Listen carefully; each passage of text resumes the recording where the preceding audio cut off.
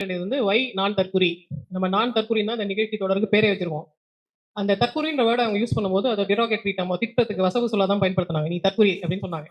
எந்த அர்த்தத்துல அவங்க சொன்னாங்கன்னா, அவங்க யாரை மனசுல வச்சு சொன்னாங்கன்னா, இந்த சின்ன பசங்க, இந்த பசங்க எல்லாம் வந்து பேச வந்துச்சுங்க அப்படின்னு ஆட்டிடியூட்ல சொன்னாங்க. அந்த டோன் வந்து நம்ம எல்லாருமே கேட்டிருப்போம். இந்த பொண்ணுங்களாம் வந்து பேச வந்துச்சுங்க, கரெக்ட். இந்த பொம்பளைங்கலாம் வந்துட்டு, பொம்பளைங்க கூட சொல்லுவோம், இந்த பொட்டச்சிங்களாம் வந்துட்டாங்க. அதே தான் தற்குறிகளும். அப்போ அகைன் லெட்ஸ் கோ பேக். தற்குறின்றது உண்மையிலே கெட்ட வார்த்தையா? அப்போ நீங்க ரொம்ப தேடி தொலாவி பாத்தீங்கன்னா, தற்குறின்ற வார்த்தை ஏற்கனவே தொல்காப்பியத்துல இருக்கு. எந்த அர்த்தத்துல வருது? தற்குறிப்பு ஏற்ற அணி அப்படின்ற பேர்ல வருது. இட்ஸ் அன் அணி.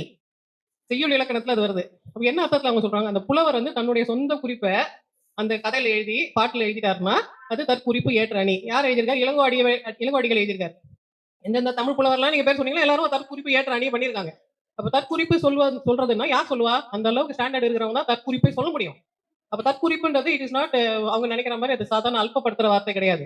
ஐ am my own identity, I have the right, I will speak, I will say, I am my identity. அந்த இடத்துக்கு நான் வந்து தெரிஞ்சுக்கோ அப்படின்னு சொல்றதுதான் தற்குறி.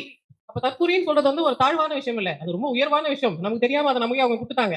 அந்த ஆயுதம் நினைச்சு கொடுத்தாங்க. உனக்கு யூஸ் பண்ண தெரியல, நான் யூஸ் பண்றேன்னு சொல்றேன்னா நம்மளோட சிறப்பு இது.